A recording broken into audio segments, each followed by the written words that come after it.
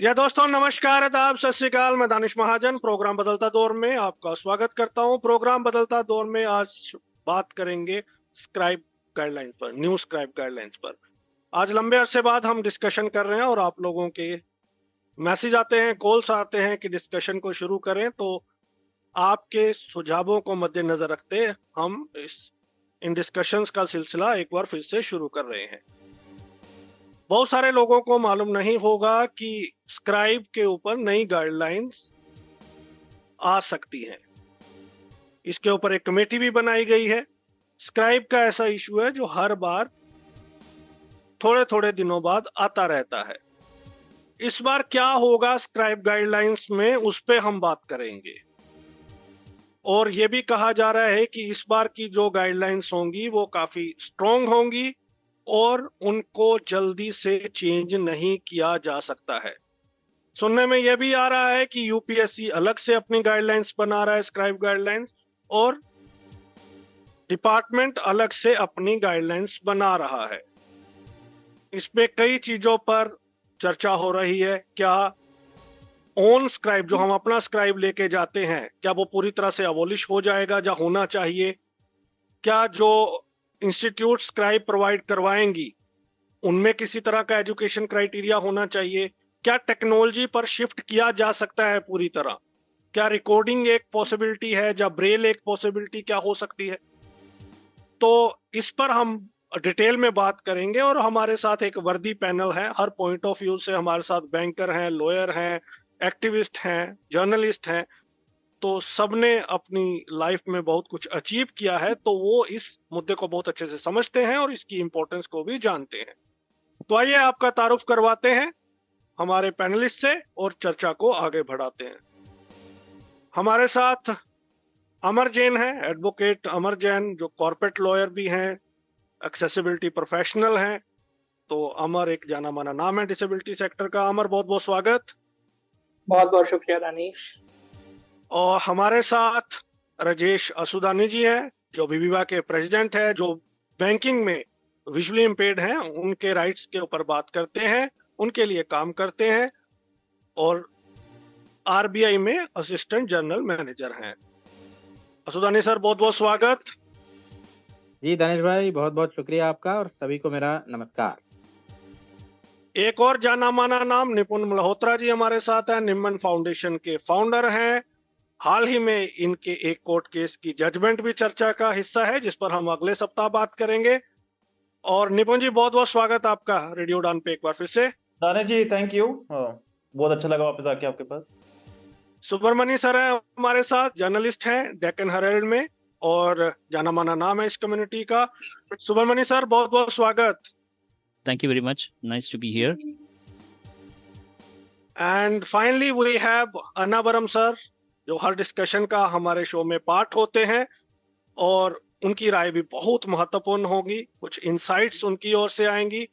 एक बड़ा disability right activist, एक बड़ा नाम, और सोशियोलॉजिस्ट हैं, हैदराबाद यूनिवर्सिटी में असिस्टेंट प्रोफेसर हैं। अन्नावरम सर, बहुत बहुत स्वागत। Thank you very much Danish.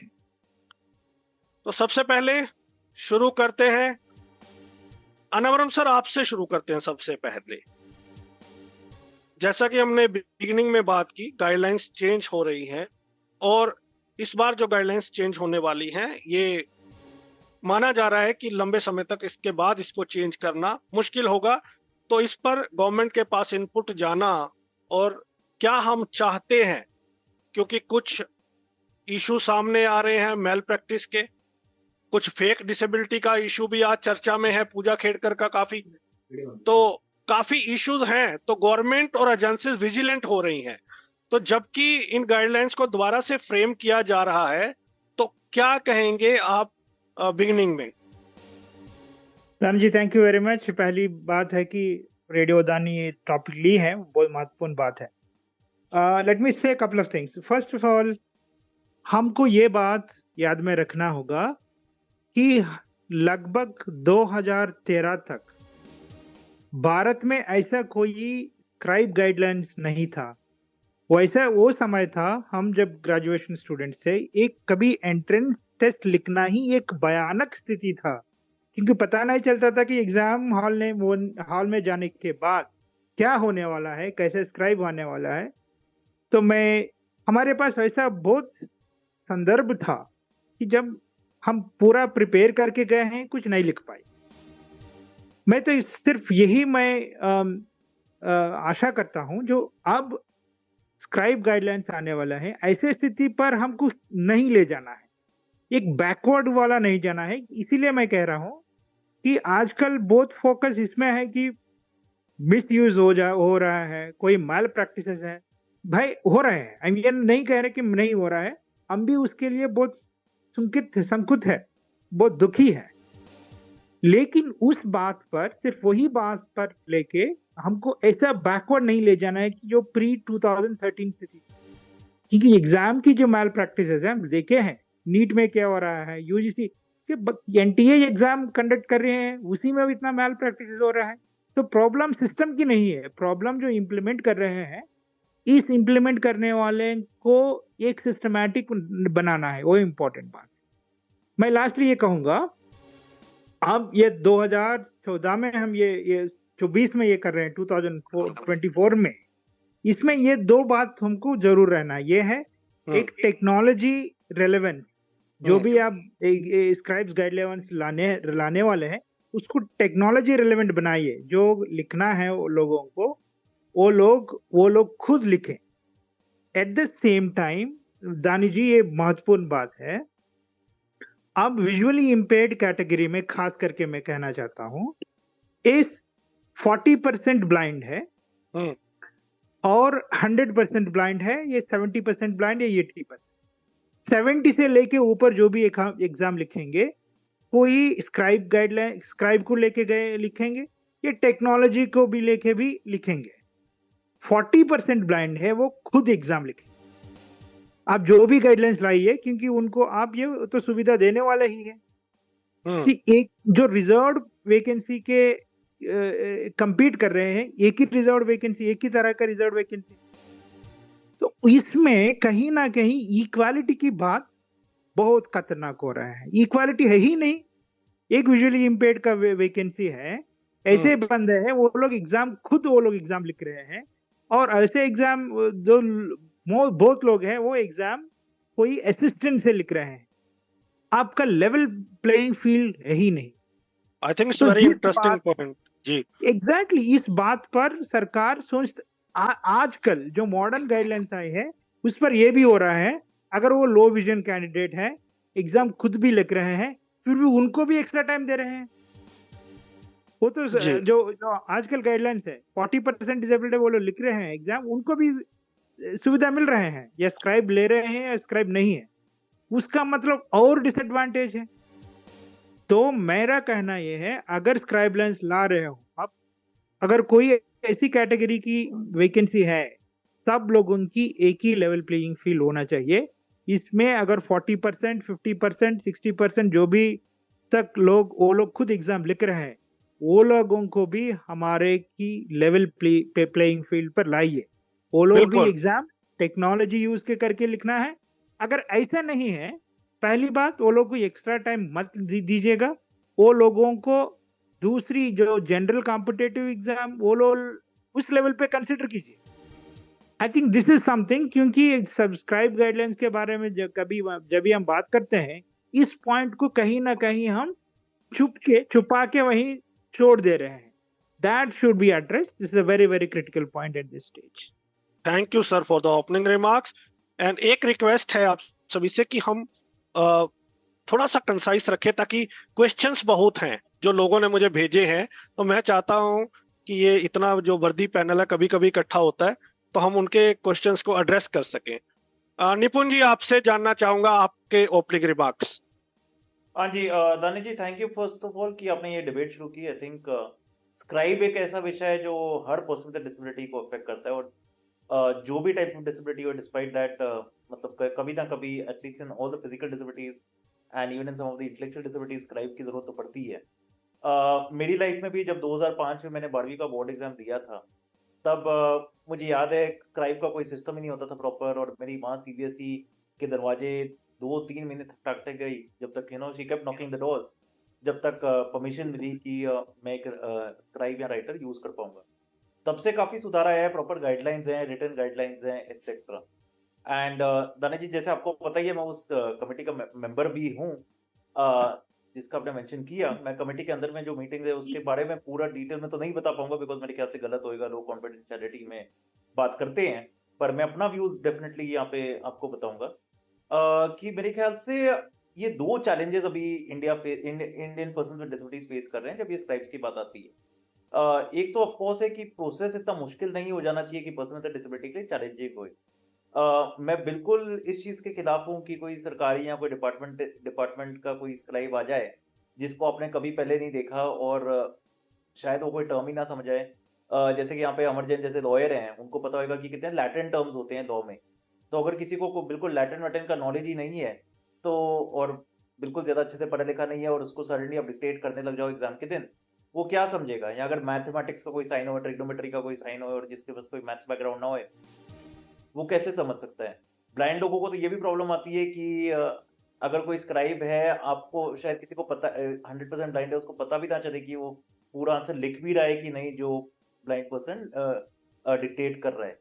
तो ऑब्वियसली एक ट्रस्ट की जरूरत है एंड उसी दिन आपको स्क्राइब ठोपा जाए वो बहुत तरीके से गलत होएगा। बिकॉज एक टेंशन तो आपको ये होगी कि एग्जाम में अच्छा करना है, जैसे कि पूरी जितने भी एग्जाम के एंट्रेंस हैं उनकी वो टेंशन होगी, पर एक डिसेबल्ड पर्सन का एक्स्ट्रा टेंशन हो जाएगी कि मुझे ढंग का राइटर मिलेगा कि नहीं। मुझे अभी भी याद है, फॉर एग्जांपल, जब मैंने एमए की थी अपनी दिल्ली स्कूल ऑफ इकोनॉमिक्स में, तब पहली टर्म में जो हमारी हेड ऑफ डिपार्टमेंट थी उन्होंने बोला कि मैं अपनी पीए दे देती हूँ आपको एज अ राइटर, और उनकी स्पेलिंग इतनी बेकार थी कि मेरे को आता सब कुछ था, पर फिर भी मैं मुश्किल से ही पास हुआ क्योंकि वो पीए की स्पेलिंग एंड हैंड राइटिंग के कारण मैं काफी मार्क हो गया। तो ये एक पनिशमेंट हो जाता है for a person with disability. At the same time एक जेन्युइन फियर भी है गवर्नमेंट में और गवर्नमेंट डिपार्टमेंट्स में कि डिसेबिलिटी को मिसयूज किया जा रहा है। आई थिंक आज एक बहुत अप्रोप्रिएट डे जब आप ये शो कर रहे हो, जब ये पूजा की कंट्रोवर्सी आई है, जो क्रीमी ओबीसी देयर के होते हुए ओबीसी सर्टिफिकेट भी थी उसके पास, डिसेबिलिटी सर्टिफिकेट भी थी, और ये एक बहुत बड़ा चैलेंज था जहां उसने डिसेबिलिटी को मिसयूज किया है। तो पर्सन विद डिसेबिलिटीज को ये भी एक बात समझनी चाहिए कि एट द सेम टाइम कि अगर हम चीजों को बहुत ही लूज कर लें तो डिसेबल लोगों का इवेंचुअली लॉस होएगा। बिकॉज ये हो सकता है कि कोई पर्सन विद डिसेबिलिटी जो खुद पढ़ के नहीं गया उससे राइटर से ही करवा रहा है, या कोई पर्सन विद डिसेबिलिटी है ही नहीं और मिसयूज करके एक राइटर यूज कर रहा है, तो वो भी एक गलत चीज है। तो इसमें मेरे ख्याल से दो सोल्यूशंस हैं जो मैं सजेस्ट करूंगा। एक तो ऑफ कोर्स आपको अपना राइटर अलाउ होना चाहिए in the short run, at least for the next 3 to 5 years जिनको एग्जाम देना है, पर इन्विजिलेशन बेटर होनी चाहिए। मेरे को तो लगता है अगर गवर्नमेंट ये भी बोले कि हर डिसेबल्ड स्टूडेंट जो राइटर के साथ बैठा है उसके सामने एक सीसीटीवी कैमरा लगा के पूरा रिकॉर्ड करें कि वो कोई चीटिंग नहीं कर रहे हैं या कुछ, दो दैट शुड बी ओके, क्योंकि फिर कोई भी तरीके की डाउट चले जाएगी। But in the long run, I think over the next 3 to 5 years, technology should be the future when it comes to scribes, so that ये डिबेट हमेशा के लिए खत्म ही हो जाए। तो मेरा सजेशन यही होएगा कि शॉर्ट रन में लोगों को ऑप्शन दिया जाए, और कि अगर आपको टेक्नोलॉजी यूज करनी है या आपको स्क्राइब के थ्रू लिखना है, पर कोई टाइम फिक्स हो जाए 3 साल 5 साल जैसे मैंने बोला, जिसके अंदर 100% टेक्नोलॉजी के थ्रू ही हुए। अब बहुत पर्सन विद डिसेबिलिटीज ये भी बोल रहे हैं कि टेक्नोलॉजी के थ्रू नहीं होना चाहिए एक्सेट्रा, बट ये जो सरकारी नौकरियां हैं जिनकी हम बात कर रहे हैं, लो में तो even government is saying that आप अपना स्क्राइब लेके जा सकते हो, और एंड ये मेन कॉम्पिटिटिव एग्जामिनेशंस के लिए ही ये डिबेट शुरू हुआ है।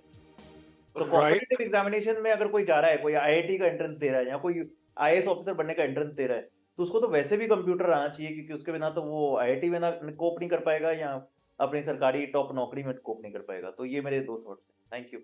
Thank you so much. और ये सबसे पहले डिबेट हमने शुरू की थी और बहुत कंट्रोवर्सी हुई थी कि अब टाइम आ गया है कि गवर्नमेंट चाहेगी कि आप टेक्नोलॉजी पे शिफ्ट करो, और हमें करना चाहिए। लेकिन ठीक है, सबका अपना अपना ओपिनियन है, कुछ एनजीओ आज भी इसके पक्ष में नहीं है, लेकिन सल्यूशन तो लॉन्ग रन में यही दिखता है। इस पे भी हम बात करेंगे। अमर, 2 चीजें आपसे समझना चाहता हूं आपके ओपनिंग रिमार्क्स के साथ।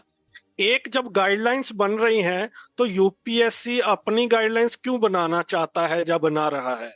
जब गाइडलाइंस बन रही है तो वो फिर यूनिफॉर्मिटी कहाँ रहेगी जब 2 ऑर्गेनाइजेशन अलग अलग कह रही हैं कि हम भी अपनी लाएंगे, फिर आप अपनी लाना। दूसरा, क्या हमें पूजा खेड़कर के केस से ये सीखना चाहिए कि कोई भी एग्जाम होता है उसमें मेडिकल तो हर एग्जाम में होता है, लेकिन उस तरह से नहीं होता जैसे यूपीएससी करवाती है। तो उसमें हम फेक डिसेबिलिटी को पकड़ सकते हैं बहुत आसानी से, जिस तरह से यूपीएससी एक मेडिकल बोर्ड से करवाती है प्रॉपर। और आपके opening remarks. Thank you Danish. काफी इम्पोर्टेंट इशू है स्क्राइब गाइडलाइंस का, और आई थिंक जो निपुण ने कहा, जो प्रोफेसर अलावरम सर ने कहा, उसके अलावा मैं ये कहना चाहूंगा, इन गाइडलाइंस जो पहली बात तो जो ड्राफ्ट गाइडलाइंस की चर्चा हम कर रहे हैं उसका अभी कोई पब्लिक ड्राफ्ट अवेलेबल नहीं है, तो हमें अभी ये नहीं पता एग्जैक्टली कि क्या ड्राफ्ट में आ सकता है, बट जो सुनने में आया है वो काफी हद तक इन्हीं लाइंस पे है जो हम डिस्कस कर रहे हैं। मैं सबसे पहले कहूंगा कि सर्वेलेंस और इन्विजिलेशन स्ट्रॉन्ग करना जरूरी है, लेकिन इसका ये मतलब भी नहीं है कि सर्वेलेंस और इन्विजिलेशन इतना स्ट्रॉन्ग हो जाए कि जो जेन्युइनली सही तरीके से अपने एग्जाम दे रहे हैं उनके लिए भी दिक्कतें खड़ी हो जाए। मैं आपको याद दिलाना चाहूंगा जो आईबीपीएस में हुआ कि 300 से ज्यादा विजुअली इंपेयर्ड कैंडिडेट्स को वीडियोग्राफी के बेसिस पे बैन कर दिया था। अब आई एम श्योर उन 300 लोगों में से कुछ लोग ऐसे होंगे जो जेन्युइनली अपना एग्जाम सही तरीके से दे रहे होंगे। एक चीज ये, दूसरी चीज, मैं टेक्नोलॉजी वाली बात से निपुण के सरोकार रखता हूँ। टाइमलाइन प्रिस्क्राइब करना इशू काफी कंटेंशियस है, बिकॉज अभी भी काफी सारे लोग हैं, जब आप टीयर 2 टीयर 3 सिटीज में जाते हैं या रूरल एरियाज में जाते हैं, वो लोग टेक्नोलॉजी की तरफ अपना हाथ बढ़ाना नहीं चाहते, एंड उसी वजह से। और दूसरा उसका कारण ये है कि जब आज जॉब्स भी लग जाती हैं कई बार गवर्नमेंट डिपार्टमेंट्स में या अदरवाइज प्राइवेट सेक्टर में भी, तो लोगों को वर्क ही अलॉट नहीं किया जाता उस तरीके का कि वो कुछ काम करके आगे बढ़ पाए। वर्क के लिए भी काफी फाइट करना पड़ता है, काम करवाने के लिए, काम लेने के लिए भी। तो उस वजह से भी कहीं ना कहीं लोग छोड़ देते हैं और टेक्नोलॉजी की तरफ ध्यान नहीं देते हैं। तीसरी चीज मैं कहना चाहूंगा कि जब ये गाइडलाइंस बनी रही हैं तो एक बहुत इंपॉर्टेंट मुद्दा, जो भले हम ब्लाइंडनेस पर्सपेक्टिव से हमें शायद उस चीज की ज्यादा नीड नहीं महसूस होती हो, बट फिर भी हमें सोचना चाहिए, पीपल विद मल्टीपल डिसेबिलिटीज, जो जिनके पास एक से ज्यादा डिसेबिलिटीज होंगी, उनके लिए क्या क्राइटेरिया सरकार रख सकती है ताकि उनका एग्जामिनेशन सिस्टम भी एक्सेसिबल उनके लिए भी हो और रीजनेबल अकोमोडेशंस का भी प्रावधान उनके लिए हो। जैसे जो अटेंशन डेफिसिट हाइपर डिसऑर्डर होता है, उसमें अगर आप बहुत ज्यादा अटेंशन बेस्ड क्वेश्चंस रखते हैं, मान लीजिए मैथ्स बेस्ड या फोकस बेस्ड, तो या मान लीजिए एप्टीट्यूड टेस्ट रखते हैं, वो उनके लिए यूजफुल नहीं है। तो वहां पे हम स्किल बेस्ड सिलेक्शन क्राइटेरियाज अगर कुछ ला पाए, वो बहुत ज्यादा इंपॉर्टेंट हो सकता है। अब आपकी बातों पे आता हूँ। पहला जो आपने कहा कि यूपीएससी अपनी खुद की गाइडलाइंस क्यों बना रही है और क्यों नहीं ये डीपीडब्ल्यूडी की गाइडलाइंस को फॉलो करते। यूपीएससी और डीपीडब्ल्यूडी में एक ही फर्क है, यूपीएससी का स्टेटस संविधान ने तय किया था, इसे एक संवैधानिक बॉडी यानी कॉन्स्टिट्यूशनल अथॉरिटी बनाया गया था कॉन्स्टिट्यूशन ऑफ इंडिया में, और डीपीडब्ल्यूडी एलोकेशन ऑफ बिजनेस रूल्स में मंत्रालय के अंदर मंत्रालय ने खुद ने बनाया और जिसकी ऑफिशियल गजेट में नोटिफिकेशन हुई। कहीं ना कहीं यूपीएससी इस माइंडसेट के साथ हर चीज को देख रही है, चाहे वो अपना एग्जाम हो, चाहे वो प्रिस्क्राइब सिलेक्शन क्राइटेरिया हो, कि चूंकि मैं कॉन्स्टिट्यूशनल अथॉरिटी हूं, मेरा संवैधानिक दर्जा ज्यादा है, तो मैं अपने वर्जन या अपने नियमावली ला सकते हैं। वो चैलेंजेबल पोजीशन है, कोर्ट में डेफिनेटली चैलेंज किया जा सकता है, क्योंकि अगर उनकी गाइडलाइंस जो लॉ के प्रावधान है, rights of persons with disabilities act के, उनको ध्यान में रख के नहीं बनाई गई या उस तरीके के प्रोविजंस नहीं हुए उन गाइडलाइंस में, तो डेफिनेटली चैलेंज किया जा सकता है। पूजा वाला जो इशू है, आई थिंक इसमें मेरा ये मानना है कि किसी पर्सन विद डिसेबिलिटी को मल्टीपल असेसमेंट्स या मल्टीपल मेडिकल असेसमेंट्स की जरूरत नहीं पड़नी चाहिए, क्योंकि जो डिसेबिलिटी सर्टिफिकेट या यूडीआईडी बनता है फिर उसका कोई मायना नहीं रह जाता। पर हाँ, ये जरूर है कि यूडीआईडी या डिसेबिलिटी सर्टिफिकेट का प्रोसेस और उसमें इन्विजिलेशन या सर्वेलेंस, जो भी आप इन्विजिलेशन तो शायद नहीं कहेंगे, सर्वेलेंस, मॉनिटरिंग कि जिस तरीके से इशू हो रहा है वो अगर प्रॉपरली फॉलो किया जा रहा है कि नहीं किया जा रहा है, और जो असेसमेंट गाइडलाइंस हैं जिसके बेसिस पे हम डिसेबिलिटीज को असेस करते हैं, उसकी मैंने देखा है मेडिकल प्रोफेशनल्स में भी कई बार लैक ऑफ अवेयरनेस है। तो उन अवेयरनेस गैप्स को फुलफिल करने के लिए प्रोएक्टिव स्टेप्स लेने की जरूरत है ताकि ऐसे इंसिडेंट्स सामने ना आए। थैंक यू जी।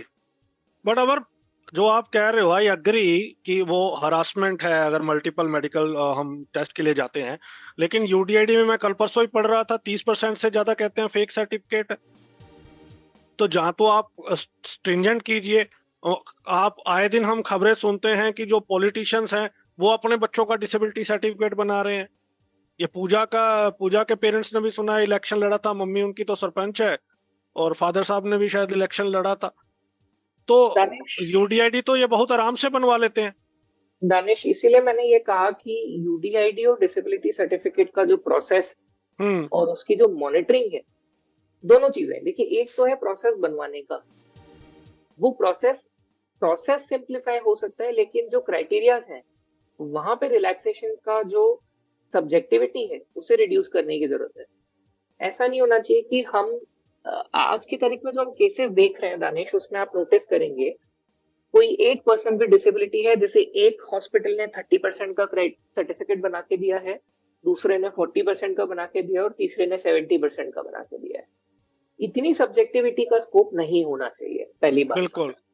दूसरी बात, जो डिसेबिलिटी सर्टिफिकेट बनता है और यूडीआईडी बनता है, उसके बाद और उस प्रोसेस में सिस्टम कितना अच्छे से मॉनिटर कर पा रहा है कि डॉक्टर्स एक्चुअली अपनी ड्यूटी रिस्पॉन्सिबिलिटी डिस्चार्ज कर रहे हैं कि नहीं कर रहे हैं, ये भी बहुत इंपॉर्टेंट है। क्योंकि कई बार हमने ये भी देखा है कि डॉक्टर्स इस चीज को एज एन एडिशनल बर्डन लेते हैं कि हमें डिसेबिलिटी सर्टिफिकेट्स के लिए भी एक दिन काम करना पड़ रहा है, तो वो लोग इतना इंटरेस्ट नहीं लेते और इतना ध्यान नहीं देते।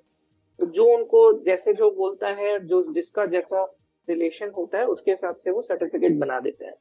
उस चीज को भी हमें कम करने की जरूरत है और स्ट्रिंजेंट मेजर्स लेने जाने चाहिए ऐसे डॉक्टर्स या ऐसे हॉस्पिटल्स के अगेंस्ट जो इस तरीके के सर्टिफिकेट्स बनाते हैं। उनके लाइसेंस पे कोई ना कोई या उन पे डिसिप्लिनरी एक्शन होना चाहिए, ताकि एक मैसेज मेडिकल फ्रेटर्निटी को भी स्ट्रॉन्ग जाए कि ये प्रोसेस का कोई मायना है, इस प्रोसेस की कुछ इंपॉर्टेंस है। तो जब तक ये कुछ चीजें नहीं होगी तब तक हम इस प्रोसेस को फुल प्रूफ नहीं कह सकते। पर आई think it's a very tedious discussion. So we need to have a separate discussion on fake disability Correct. certification. Dadaji, I wanted to make one point on what Amar said towards the end. I think he made a very important make it point. quickly, so because हाँ जी। let us get back to the scribe guidelines. नहीं बिल्कुल, but I think for example अगर आपने कोई भी hospital में जाओ, आप ये नोटिस देखोगे कि prenatal sex determination is not done, it is a punishable act.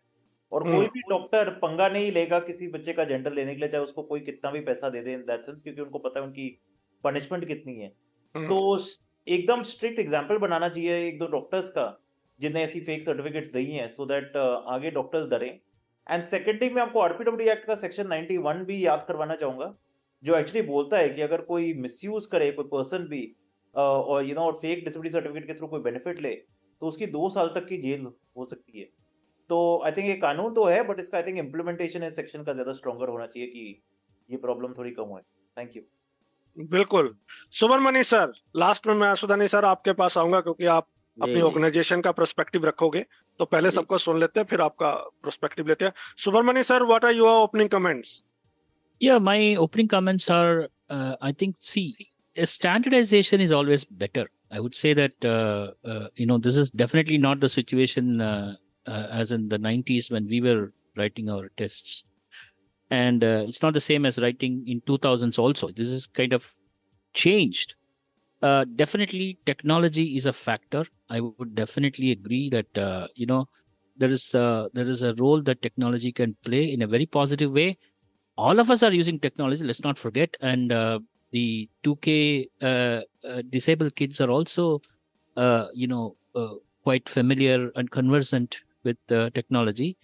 So I would say that these are positives, but at the same time, yes, I would also agree that you can't go keep torturing a person in the name of, determining his absolute disability and then asking them to go around taking different tests, physical disability tests and all that, and then determining that. I think that's a very futile exercise, and also it's very troubling that while we are talking about what is expected of a person with disability, we are not talking about what is expected of a scribe, especially given the fact that scribe is something that is organized by the test conductors. We're not organizing the scribe ourselves, right? So what is the guideline for the scribe? Do we have any guidelines for that? How a scribe should write, for example, what is expected of them? We don't have any sort of guidelines on that. Do we have a training? Do we have some kind of onboarding or some kind of at least a familiarization process in terms of, suppose if I am cited, if I'm going to write an exam, what do I expect? I think government has always been doing this. Okay, one problem with the governments is that if you're organizing anything, and especially for a person with disability, you cannot just look at one side of the problem and say that, okay, I am tightening the noose on you. I'm trying to, make sure that you are absolutely disabled, no cheating, this and that. That's right. Okay, you have got every right to do that. But you should look at the other side also. If I have a very bad scribe, my career is at stake here. My career is on the line. I wouldn't like to, take a risk on, having someone who doesn't know. See, we need a certain wavelength, because we all have written exams with scribes, and we need certain wavelength. And I don't get that kind of a wavelength with a person. If I understand, if I say, for example, this has happened to me so many times. Okay, I was talking about SOUGHT, SOUGHT. Somebody has written it as SORT. What happens? Okay, so there is always this misunderstanding, and there is nobody, who has said that, okay, if you are fixing a scribe, at least a day before the exam, you should allow me to meet the scribe and then, explain what is expected of us in the exam. At least that they should do, minimum, I'm saying, So that thought process obviously hasn't happened here. That's a concern for me. It's a major concern for me. And I think with that, I'll stop right now, and I'll answer questions later. Yeah. Yes. Now, one thing I understand from Rajay sir आपसे भी और बाकी लोगों से भी, एक चीज मेरे को जो समझनी है, जी, हर पर्सन जो डिबेट सुनता है, स्कोर करता है, उसके बाद मुझे फोन करता है, और मुझे आप लोगों से ये समझना है, निपुण जी ने कहा कि हम ज्यादातर इन गाइडलाइंस में कंपैरेटिव एग्जाम्स की बात कर रहे हैं, और ज्यादातर जो ऑर्गेनाइजेशंस ही हैं जो इसके खिलाफ है। मेरे को ये समझना है आपसे, जब हम कंपैरेटिव एग्जाम की बात कर रहे हैं, 90% जो जॉब्स हैं वो आजकल आपकी कंप्यूटर बेस्ड है जी, चाहे वो बैंकिंग हो, चाहे एसएससी हो, चाहे कोई और स्टेट गवर्नमेंट हो, चाहे आईटी सेक्टर हो प्राइवेट में, या कुछ भी हो। आप टेक्नोलॉजी के बिना काम नहीं कर सकते हो आज के टाइम पे। तो जब सारा काम आपको टेक्नोलॉजी पे करना है, उस टेक्नोलॉजी में पेपर देने से आपको क्या प्रॉब्लम है, और आपको टेक्नोलॉजी अडॉप्ट करने में प्रॉब्लम क्या है? मतलब आपको, जो सुब्रमण्य सर ने अभी कहा कि भाई आपको स्पेलिंग की प्रॉब्लम आती है, वो तो आप खुद पेपर दे दो। तो एनजीओस को दिक्कत क्या है टेक्नोलॉजी से? क्योंकि जो आपकी at the end of the day आपकी जॉब तो कंप्यूटर पे ही होने वाली है जी। तो आपके ओपनिंग कमेंट और ये क्वेश्चन लीजिए। जी दानिश जी, बड़ा अच्छा विषय चुना है आपने चर्चा के लिए। और पहले तो मैं ये क्लियर कर दूं कि मैं फेक डिसेबिलिटी पर बात नहीं करूंगा इस समय, because that is another topic. Let us concentrate on the impending scribe guidelines. तो अब इसमें यह है कि गाइडलाइंस अगर आ रही हैं, चर्चा में है, हवा में है, तो आए, कोई बात नहीं। 2013 से पहले गाइडलाइंस नहीं थी, बहुत दिक्कत होती थी, इट वाज ऑल आर्बिट्ररी, कोई कुछ अलाउ करता था, कोई कुछ। 13 में गाइडलाइंस आई, बहुत बहुत अच्छी गाइडलाइंस, मैं कहूँगा उनको अनरिस्ट्रिक्टेड चॉइस थी स्क्राइब की उस समय। बहुत संघर्ष के बाद वो गाइडलाइंस आई थी, बट चूंकि धीरे धीरे सिस्टम का एक्सप्लॉयटेशन शुरू हुआ, और let us admit very clearly कि वो हो रहा है, आज भी हो रहा है, और ये हमें शर्म की बात है, मानना पड़ेगा कि धड़ल्ले से एक्सप्लॉयटेशन सिस्टम का हो रहा है, और इसलिए सरकार बार बार अलग अलग गाइडलाइंस लाने की फिराक में है, और अभी चर्चा में है कि दूसरी गाइडलाइंस आएंगी। तो ठीक है, अब जब ये गाइडलाइंस आएंगी तो दो सवाल हैं। एक तो ये exploitation of the system should be prevented, nobody should be able to pick up the loopholes and exploit the situation like this, क्योंकि स्क्राइब का होना ये हमारा एक फंडामेंटल राइट है, fundamental in the sense not legally but yes it's legal right, और एक human add आवश्यक होता है किसी भी डिसेबल्ड को। तो मैं सारी बातों से सहमत हूं, मैं रिपीट नहीं करूंगा वो बातें। बेसिकली मैं जो यहाँ कहना चाहता हूं कि गाइडलाइंस के बारे में, the choice of once own scribe, जो कि बड़े खतरा उत्पन्न हो गया है कि वो चली जाएगी, अपना स्क्राइब नहीं ले जा पाएंगे। अगर ऐसा होता है तो ये बहुत बड़ी ट्रेजेडी होगी कि जो चीज बड़े संघर्ष के बाद मिलाई गई थी वो इस तरह खो देंगे हम लोग, और जिसके परिणाम बहुत दूरगामी होंगे। क्योंकि अपने स्क्राइब से मेरा मतलब यहाँ अनफेयर यूज वाली बात नहीं है, अपने स्क्राइब से रैपो होता है, सिलेक्ट हम कर पाते हैं। When a person requests the scribe from the examination body, then the examination body should definitely provide the scribe from the well-maintained pool of scribes. It is not that they provide anybody, Tom, Dick and Harry or whatever. कभी किसी को बिठा देंगे, जैसे पीए की example था कि पीए को बिठा दिया और उनको स्पेलिंग्स ही नहीं है। No, at least the scribe should be well educated, may be at least the graduate. उसमें क्वालिफिकेशन की बात नहीं आनी चाहिए जो एग्जामिनेशन बॉडी दे रही है। एक दो दिन पहले मिलने का मौका दिया जाना चाहिए, रेपो एस्टेब्लिश करने का मौका। And yes, there are technical subjects, logic में symbolic logic scribe can not write, जिसको नहीं पढ़ा है जिसने सिंबॉलिक लॉजिक, मैं कहूंगा हॉर्सशू लिखो, ट्रिपल बार लिखो, वो क्या लिख पाएगा उसमें? नहीं लिख पाएगा। तो first option one's own scribe का बिल्कुल इसको हम we should fight tooth and nail कि ये हमसे न लिया जाए। हाँ, रीजनेबल सेफगार्ड्स डेफिनेटली, क्योंकि जिस तरह से सिस्टम का दोहन हो रहा है तो रीजनेबल सेफगार्ड्स होने चाहिए। उसमें जूनियरिटी एक सेफगार्ड है। कई लोग इसको अपोज करते हैं कि हमें स्क्राइब नहीं मिलेंगे, जूनियर स्क्राइब नहीं मिलेंगे, लेकिन नहीं, उतना हमको मेहनत, उतना हार्डवर्क, उतनी मेहनत करनी पड़ेगी, ढूंढने पड़ेंगे। वन स्टेप बिलो वाले आज जो क्राइटेरिया है, तो स्टेप भी कंफ्यूजिंग टर्म है। It should B 1 year junior. Step में लोग डिग्री मान लेते हैं, ग्रेजुएशन वाले को कहते हैं 12th का राइटर लाओ, 12th वाले को कहते हैं बिलो 10th लाओ। तो नो, 1 स्टेप इज 1 जूनियर। इसके लिए हमको लड़ाई लड़नी नहीं चाहिए। और जैसा कहा गया, invigilation should be strong. CCTV is the viable option, क्योंकि इन्वेजिलेटर जब खड़े रहेंगे एक एक पर, एक एक ह्यूमन इन्वेजिलेटर नहीं, फिर इंसान खुल के नहीं लिख पाता, बात भी नहीं कर पाता है स्क्राइब से। तो सीसीटीवी टेक्नोलॉजी इतनी उन्नत हो चुकी है आज कि आप टोटली सीसीटीवी रिकॉर्डिंग करवा सकते हैं, हर एक की करवा सकते हैं। And if the unfair use is found out, yes you can definitely take action. अभी भी मैं आपको बताऊं दानिश जी, जो आईबीपीएस में एक्शंस लिए गए हैं, ठीक है, वो बताते नहीं है कि हमारे पास वीडियोग्राफी है कि क्या है, बस वो डिबार कर देते हैं कैंडिडेट को। जब उनसे पूछा गया कि आपने किस बिना पे डिबार किया है, तो कभी भी उन्होंने ये नहीं कहा है, मतलब मेरे नॉलेज में नहीं कहा है कि हमारे पास इसकी वीडियो रिकॉर्डिंग है, और कोई कोर्ट में तो गया नहीं है। तो मान के चलते हैं कि वीडियो रिकॉर्डिंग होगी, मान के चलते हैं हम होगी। तो इस invigilation through CCTVs, yes we should welcome it, we should welcome it, उसमें कोई दिक्कत नहीं है। पर अपने राइटर का अधिकार हमको बरकरार रखने के लिए लड़ना चाहिए। और एग्जामिनेशन बॉडीज भी वेल मेंटेन्ड पूल होना चाहिए राइटर्स का, तभी upon request they should provide, they can not impose it on us. बिल्कुल, minimum graduate I think is a better solution.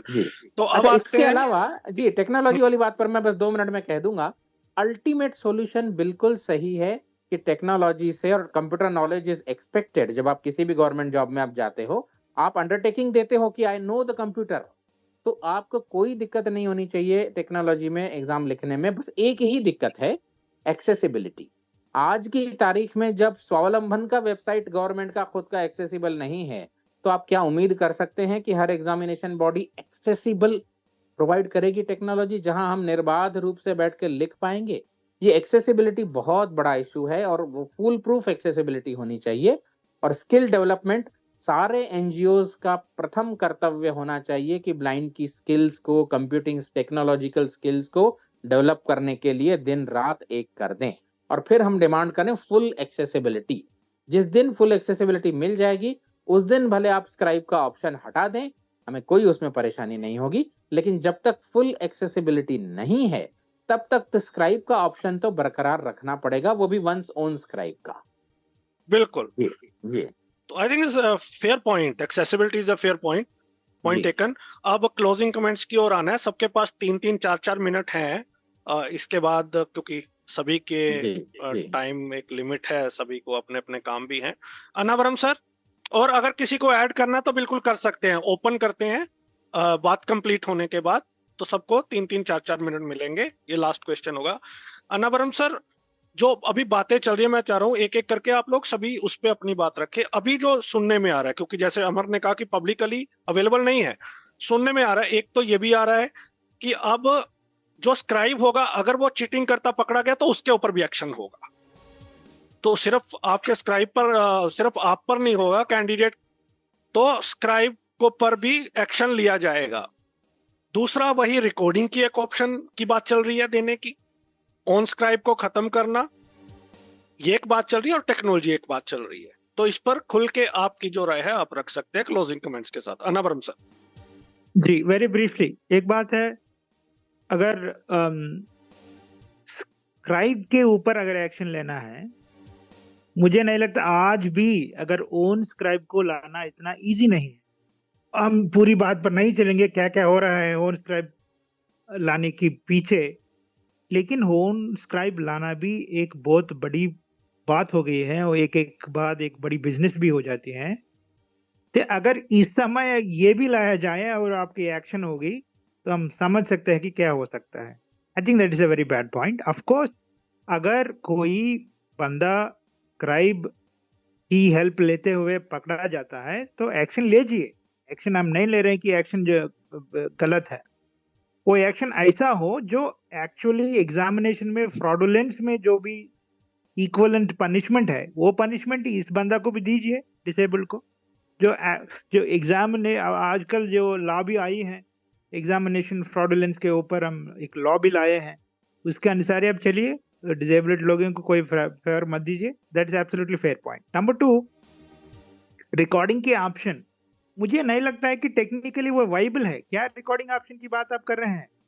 अगर फॉर एग्जांपल कोई सिविल सर्विसेज मेंस एग्जाम में instead of writing the exam अगर कोई बात बोलते जाते हैं, अगर समझ लें कि मैं ही अगर एग्जाम लिखा हूँ, बहुत मैं एग्जाम वो दो घंटे की या 3 घंटे की एग्जाम में बोलते गया, क्या श्योरिटी है कि इवैल्यूएशन करने वाले बंदा मुझे मेरी पूरी बात को सुन पाए?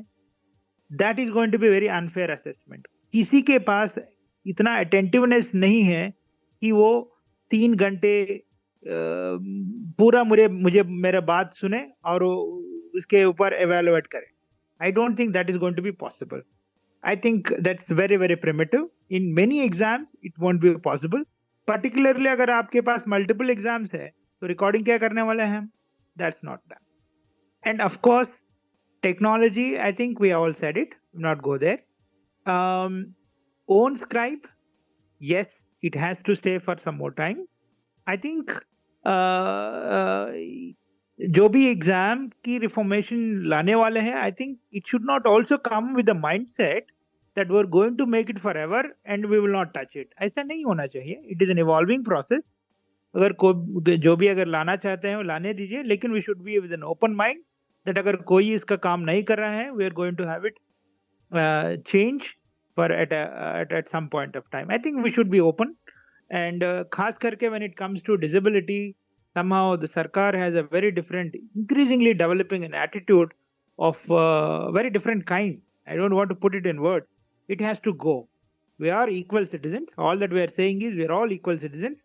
One of the very essence of the Rights of Persons with Disability Act 2016 is to treat us at par with everybody else.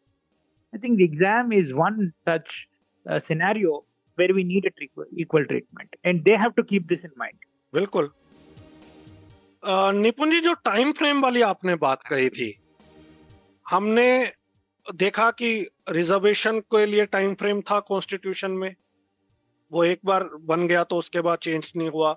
इसी तरह लैंग्वेज को लेके भी था।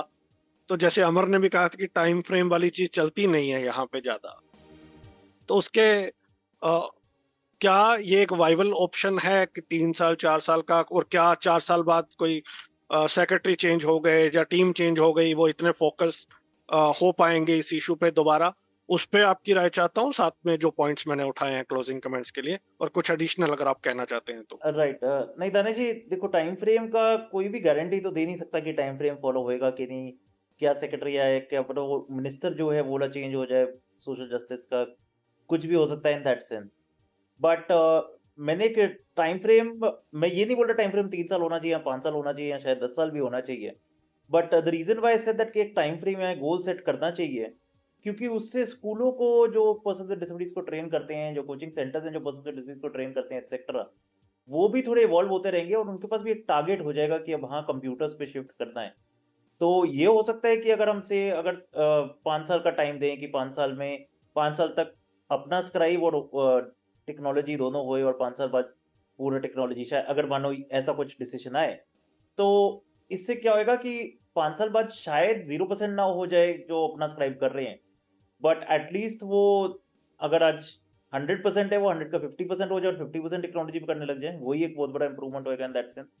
एंड सेकेंडली आई थिंक एक टाइम फ्रेम इसलिए भी इंपॉर्टेंट है क्योंकि डिसेबिलिटी सेक्टर को एक बहुत बड़ा पुशबैक मिल रहा है, डिसेबिलिटी सेक्टर को भी एक बहुत बड़ा पुशबैक मिल रहा है कि अपना स्क्राइब अलाउड नहीं होना चाहिए etcetera. So I think disability sector भी एक इंटेंट दिखाएगा अगर डिसेबिलिटी सेक्टर ये बोले कि नहीं, नहीं हमें अभी अपना स्क्राइब चाहिए, क्योंकि और किसी का स्क्राइब अगर दिया जाए हमें और अपने चॉइस का स्क्राइब ना दें वो फीजिबल नहीं है, but in the long term हम टेक्नोलॉजी पे शिफ्ट करने के लिए तैयार हैं। तो एक अच्छा पॉजिटिव मैसेज एक डिसेबिलिटी सेक्टर की तरफ से भी होएगा। मेरा इसलिए मेरे मुताबिक पर्सनली एक टाइम फ्रेम डालना अच्छी बात है। ऑब्वियसली टाइम फ्रेम फॉलो होएगा कि नहीं वो तो कोई गारंटी उस हिसाब से दे नहीं सकता। जी, कुछ और आप कहना चाहें, क्योंकि क्लोजिंग कमेंट है तो। नहीं, आई थिंक वैसे तो सब पॉइंट्स उस हिसाब से कवर हो ही गए हैं। आई कंप्लीटली अग्री दैट अगर टेक्नोलॉजी हो तो एक्सेसिबल टेक्नोलॉजी एक्सेट्रा होनी चाहिए। इन्विजिलेशन में भी I completely agree that invigilation अगर स्ट्रॉन्गर होए तो हमारी अगर रिप्रेजेंट होगी। बट एक पॉइंट जो किसी ने आई थिंक बोला था कि 3 घंटे की वीडियो रिकॉर्डिंग कोई सुनेगा कि नहीं, हाँ शायद एग्जामिनर फास्ट फॉरवर्ड करेगा 3 घंटे की वीडियो रिकॉर्डिंग, पर मेरे मुताबिक तो आंसर शीट भी अगर हम आंसर भी लिखते हैं कोई गवर्नमेंट एग्जामिनेशन में, मुझे नहीं लगता कि कोई एग्जामिनर पेज बाय पेज हर पेज पढ़ता है उस हिसाब से। तो उस हिसाब से वो ज्यादा फर्क मेरे को नहीं लगता लॉन्ग टर्म में होएगा। शायद पहले 1-2 साल थोड़ा चैलेंज होगा क्योंकि एटीट्यूडनल चेंज भी चाहिए होएगा एग्जामिनर में कि हम आंसर नहीं पढ़ पर रहे उसमें स्पेलिंग वगैरह भी कैसे चेक करोगे आप रिकॉर्डिंग में? जब अगर सपोज आपका इंग्लिश का ही पेपर है, तो अगर आपको इवेलुएट करना है स्पेलिंग्स वगैरह पे, पर स्पेलिंग के बदले में डिक्शन देखने लग जाएंगे, मतलब अलग अलग चीजें हाँ हो वो जाएंगी। तो है, बिल्कुल। तो मेरे ख्याल से एग्जामिनेशन का चेक करने का सो तरीका यू बदल believe that recording can be a choice? I think recording can be a choice, and I think आजकल जो एआई टेक्नोलॉजीज आ रही हैं उससे तो ये भी हो सकता है कि 1-2 साल में ये रिकॉर्डिंग को ट्रांसक्रिप्शन में करने का बहुत आसानी से तरीका आ जाए। ऑलरेडी ये सॉफ्टवेयर हैं रिकॉर्डिंग को ट्रांसक्रिप्शन में कन्वर्ट करने के लिए, और ये इंप्रूव भी होते रहेंगी। आई थिंक जो आज जी है उससे बेटर 3 साल में होंगी, 3 साल में जो होंगी उससे बेटर 6 साल में होंगी। तो आई थिंक रिकॉर्डिंग के साथ काफी सोल्यूशंस आ सकती हैं in terms of examination checking and all. AI is बिल्कुल। Moving the world in a fast pace. Okay Amar, आपके क्लोजिंग कमेंट और एक सवाल मैं ये जानना था, तो अभी कुछ एग्जामिनेशन में जो गाइडलाइंस हैं वो ये कहती हैं कि आपका जो स्क्राइब होना चाहिए वो आपकी एजुकेशन से 1 स्टेप बिलो होना चाहिए। फॉर एग्जाम्पल, अगर कोई एग्जाम ग्रेजुएशन बेस है, कोई आप एलिजिबल हैं ग्रेजुएशन के हिसाब से, लेकिन अगर आपने मास्टर्स किया है तो आप फर्स्ट ईयर वाला भी लेके जा सकते हो और ग्रेजुएशन अब आप भी, लेकिन उसी एग्जाम को अगर आप एज ए ग्रेजुएट दे रहे हो तो वो आप या सेकंड ईयर वाला लेके जा सकते हो या +2 वाला। तो ये पॉइंट के ऊपर आपका क्या कहना है? ये तो discrimination with in the discrimination है ना। एक एग्जाम को 2 बंदे दे रहे हैं, एक ने बस मास्टर्स किया है, एक ने ग्रेजुएशन किया है, और दोनों एक हायर लेके जा रहा है, एक लोअर लेके जा रहा है। तो इस पे क्या कहना है आपका? दानिश, सबसे पहले तो आपके इस सवाल पे आता हूँ कि 1 स्टेप बिलो जो क्राइटेरिया है काफी सारे एग्जामिनेशंस में, आई थिंक ये जेन्युइनली एक प्रॉब्लम आती है, स्पेशली जब आप किसी टेक्निकल एग्जाम को देने जाते हैं। जैसे अगर हम लॉ की बात करते हैं तो लॉ में काफी सारे लैटिन टर्म्स होते हैं, मैक्सिम्स होते हैं, जो राइटर समझ ही नहीं पाते कि हम क्या लिखें, कैसे लिखें। अगर मतलब मैं बहुत सिंपल एग्जांपल दूं, एक टर्म होता है एब इनिशियो, मतलब फ्रॉम द बिगनिंग, उसको भी अगर लिखना अगर बोला जाए तो स्क्राइब नहीं लिख पाता। तो लेकिन ये जरूर मैं कह सकता हूँ कि कई बार वही बात है कि स्क्राइब को अगर आपको अलाउ करना है, चाहे आप हायर स्टैंडर्ड से अलाउ करें, चाहे आप किसी भी स्टैंडर्ड, किसी भी एजुकेशन क्राइटेरिया से अलाउ करें, our criteria should not be कि स्क्राइब अगर हायर क्लास से है तो क्या वो बेनिफिट कर रहा है स्टूडेंट को या नहीं कर रहा है। क्राइटेरिया कि अगर ऐसा कुछ होता है उसको डिटेक्ट करने के लिए हमारे पास मैकेनिज्म्स होने चाहिए ताकि वो चीजें ना हो। वो मोस्ट इंपॉर्टेंट है। तो आई थिंक कहीं ना कहीं सिस्टम को ऐसा लगने लगा है because of increasing incidents of fraud and manipulation with in the system कि हर पर्सन विद डिसेबिलिटी जो एग्जाम देने आता है विद स्क्राइब वो चीट करने के लिए आता है। That I think is very wrong. वो माइंडसेट भी चेंज करने की जरूरत है और सिस्टम को भी चेंज करने की जरूरत है कि जो लोग ऐसे होते हैं जो फ्रॉड कर रहे हैं या चीट कर रहे हैं सिस्टम को, उनके अगेंस्ट स्ट्रिक्ट एक्शन की बहुत जरूरत है। मैं इस वक्त सिर्फ पर्सन विद डिसेबिलिटीज की बात कर रहा हूँ। जहां तक स्क्राइब्स की बात है कि स्क्राइब पे हम कोई एक्शन ले ना ले क्या करें, आई थिंक यहाँ पे बैलेंस्ड अप्रोच होना बहुत जरूरी है। क्योंकि स्क्राइब को पहली बात तो ना तो हम कोई कैपेसिटी बिल्डिंग एक्सरसाइज कर रहे हैं स्क्राइब्स के लिए कि आपका क्या रोल होना चाहिए, आपको कैसे एग्जाम लिखना है, क्या कहाँ तक आप सपोर्ट कर सकते हैं कैंडिडेट को, कहाँ आपको अपना हाथ खड़ा करना है कि this is not my duty. पहली चीज तो ये। दूसरी चीज, जो स्क्राइब्स अपना टाइम देते हैं 3 घंटे या 4 घंटे, क्योंकि 1 घंटा जैसे हर 1 घंटे पे 20 मिनट एक्स्ट्रा मिलते हैं अभी करंट गाइडलाइंस में, तो 4 घंटे का टाइम अगर स्क्राइब देता है, उस स्क्राइब को लिटरली कोई अलाउंस नहीं मिलती, कुछ उसको उस चीज का वॉलंटरी उस टाइम कंजम्पशन का कोई बेनिफिट नहीं मिलता। मैं ये नहीं कह रहा कि उनको सिर्फ आप पैसा ही दो, वो कुछ और तरीके से भी हो सकता है, certificate of appreciation by the concern authority या something which adds value to the work that the scribe has done, right. तो somewhere some reward has also to be there for जो लोग वॉलंटियर कर रहे हैं, उनके लिए भी कोई रिवॉर्ड होना चाहिए ताकि वो आए। अब तीसरी चीज ये है कि जो लोग आते हैं, अगर उनको आपने डरा दिया कि आप कुछ ऐसा करोगे तो आपके ऊपर क्रिमिनल एक्शन हो जाएगा। मैं एक छोटा सा एग्जांपल देना चाहूंगा यहाँ पे। दिल्ली हाई कोर्ट ने 4 इंटरप्रेटर्स साइन लैंग्वेज के लिए अपने पैनल में इंक्लूड करे और उनका मैंडेट ये था कि जब भी आपको दिल्ली हाई कोर्ट बुलाया जाएगा किसी को भी, तो आपको आके साइन लैंग्वेज इंटरप्रिटेशन करना है persons with speech and hearing impaired के लिए। अनफॉर्चुनेटली उस प्रोसेस में क्या हुआ कि जब लोग आने लगे तो जो लोग जिस दिन नहीं आ पाए और उन्होंने अपने ऑल्टरनेटिव उन्हीं 4 बंदों में से किसी बंदे को भेजा, तो जो नहीं आ पाया उसके अगेंस्ट समन्स इशू होने लग गए कि कोर्ट ने आपको बुलाया था और आप नहीं आए। समन्स एक क्रिमिनल रेमेडी होती है। इस टाइप की जब चीजें होती है तो लोग डर जाते हैं। तो हमने ऐसे भी इंसिडेंट देखे कि पर्सन्स विद जो साइन लैंग्वेज इंटरप्रेटर्स हैं, उन्होंने कहा कि हमें इस प्रोसेस से ड्रॉप करना है, हम नहीं चाहते कि हम अपनी सर्विसेज प्रोवाइड करें। तो हमें बैलेंस एस्टेब्लिश करने की जरूरत है। मैं ये कहूंगा इसका सोल्यूशन मैं ये सोच सकता हूँ कि जहां पे अगर आपको ये समझ आता है कि एग्जाम में स्क्राइब सपोर्ट कर रहे हैं, तो सबसे पहला एक्शन तो कैंडिडेट के प्रति होना चाहिए, क्योंकि प्राइमरी रिस्पॉन्सिबिलिटी एग्जाम को लेके कैंडिडेट की है। उसके बाद ये देखा जाना चाहिए कि स्क्राइब का एग्जाम के पहले एविडेंस के बेसिस पे क्या रोल रहा है, क्या कोई पैसे का लेन देन हुआ है, या पहले कोई मतलब स्क्राइब के पास बुक्स या कुछ ऐसा कुछ पाया गया है जिसके बेसिस पे ये एस्टैब्लिश किया जा सकता है कि स्क्राइब ने एक्चुअली पढ़ाई लिखाई करके सपोर्ट किया है। स्ट्रॉन्ग एविडेंस के बेसिस पे हमें शुरू करने के लिए, इस प्रोसेस को शुरू करने के लिए पहले स्क्राइब्स को बैन करना चाहिए कि आप अगले 2 साल तक या अगले 3 साल तक आप इस एग्जामिनेशन में किसी कैंडिडेट के लिए अपीयर नहीं कर सकते।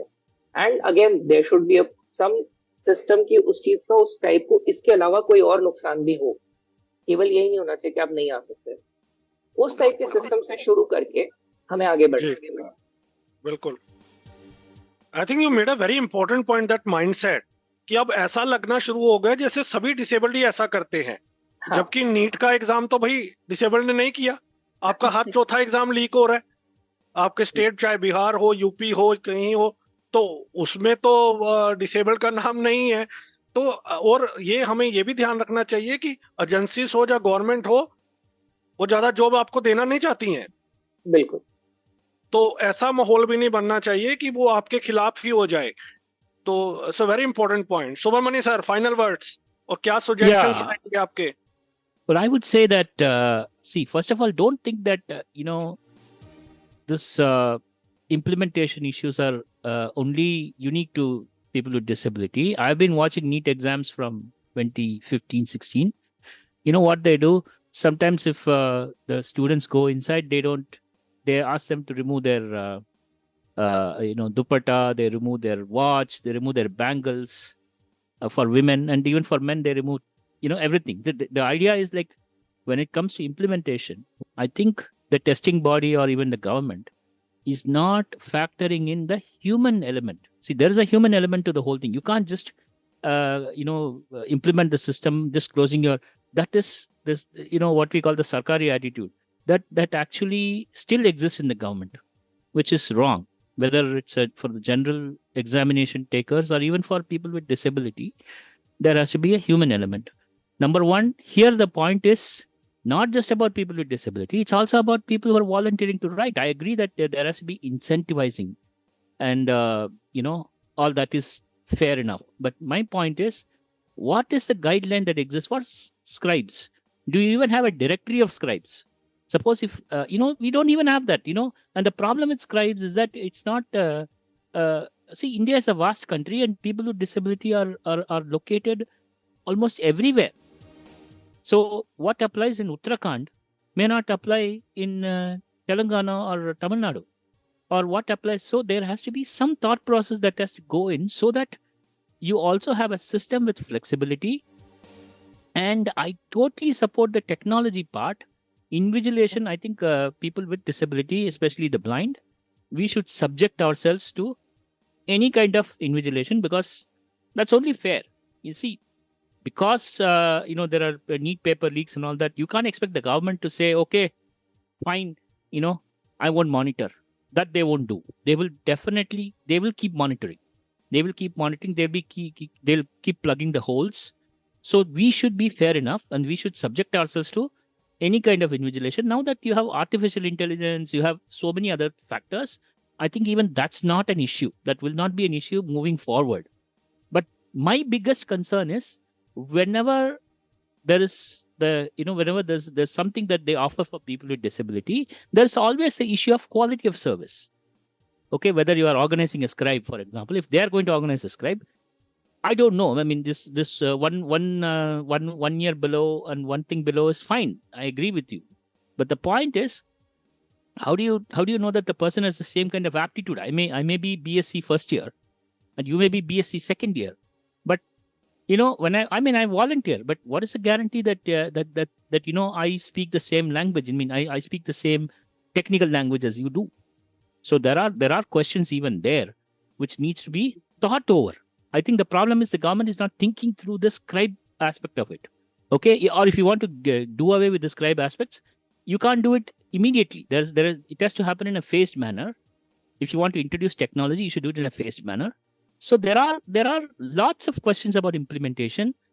Systematization is good. I definitely welcome that, but implementation is the issue here, and they should consult the community moving forward, and they should make sure that there's a fair enough system which is also human, which is also flexible enough to accommodate people with disability in any fair manner. Okay, that is something that we have to make sure. So I don't know if that's going to happen. I'm as all of you, I'm also keeping my fingers crossed. As a person with disability, I would say that you prepare well, you do your job well. I'm sure that takes care of the most issue. I mean, I'm talking to the listeners here. You prepare well. Okay, that's the best you can do. Okay, so that's all I have to say. Thank you. Thank you.